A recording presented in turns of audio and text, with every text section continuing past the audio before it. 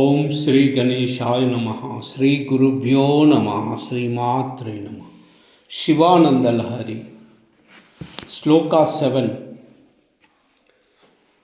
మనస్తే పాదాబ్జే నివసతు వచ స్తోత్రఫణితౌ करौ चाभ्याचायां श्रुति अपि कथा कर्णनविधौ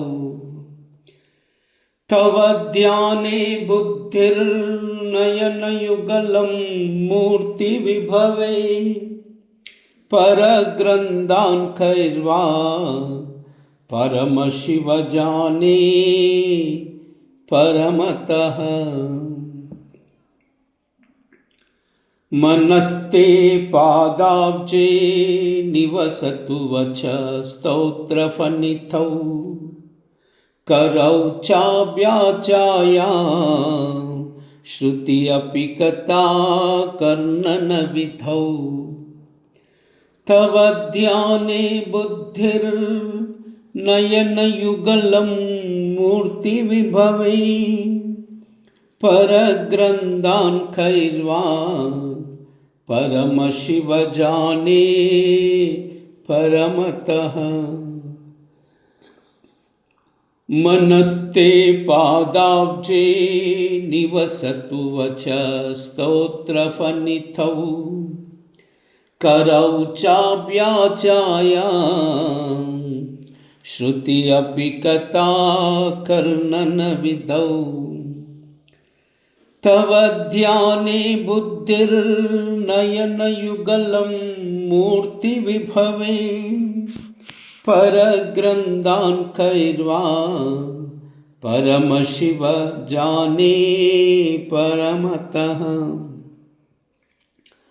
ఓ పరమేశ్వరా, నా మనస్సు నీ పాదపద్మాలకే పట్టుపడని, నా వచస్సు నీ స్తోత్ర ఫణితిలోనే ఫలించని, నా శృతి నీ కథాకర్ణానికే ఆకర్షితము కాని, నా బుద్ధి నీ ధ్యానధారలలోనే నిమగ్నమైపోని, నా నేత్రయుగలం నీ మూర్తి వైభవ దర్శనాలలోనే నిర్ధర్ కాని. పరమశివా, ఏవం ఏ విధముగా నా ఈ మనస్సు విషయేంద్రియ వితిత అన్య విషయాసక్తికి విముఖమై భవద్ అనుగుణముగా చిన్మయీ కరుణించు. ఓ తండ్రి పరమశివ, నా మనస్సు నీ పాదపద్మమునందు, నా వాక్కు నీ స్తోత్ర పాఠమునందు, నా చెయ్యి నీ సేవయందు, నా చెవి నీ కథలను వినుటయందు, నా బుద్ధి నిన్ను ధ్యానించుటయందు, నా కన్నులు నీ దివ్య మంగళ విగ్రహాన్ని దర్శించుటయందు లగ్నమై ఉండుగాక.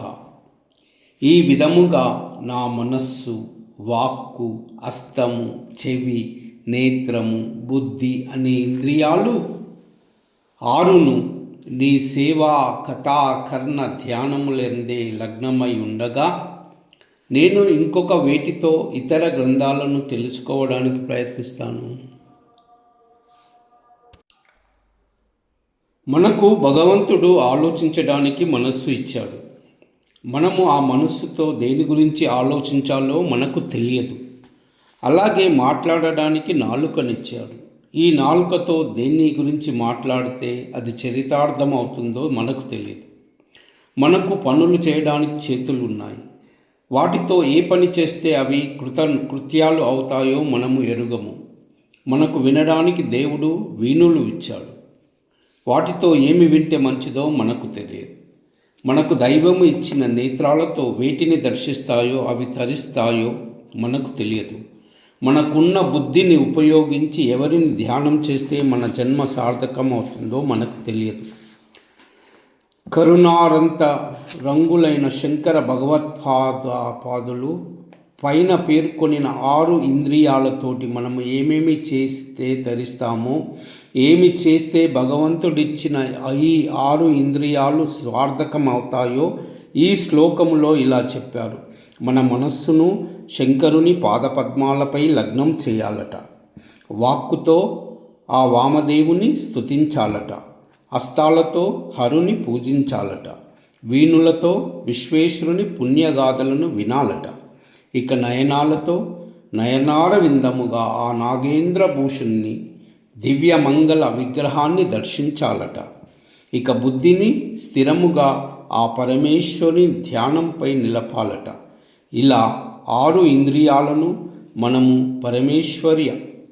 పరమేశ్వరుల యొక్క కైంకర్యానికి వినియోగిస్తే ఆ ఇంద్రియాలు పెడతారి తొక్కి అవి మనల్ని పాపకూపంలోకి నెట్టవు. ఇలా 6 ఇంద్రియాలని శంకరుని కైంకర్యానికి వినియోగిస్తే ఇతర గ్రంథాల్ని చూడవలసిన పనే లేదట. ఇది శంకరుల అభిప్రాయం.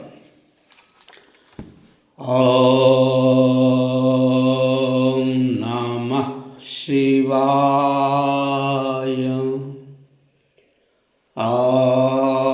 ఓం నమః శివాయ.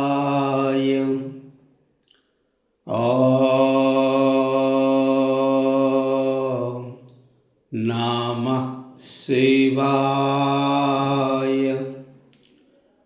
ఓం నమః శివాయ. ఓం నమః శివాయ. సర్వమంగళ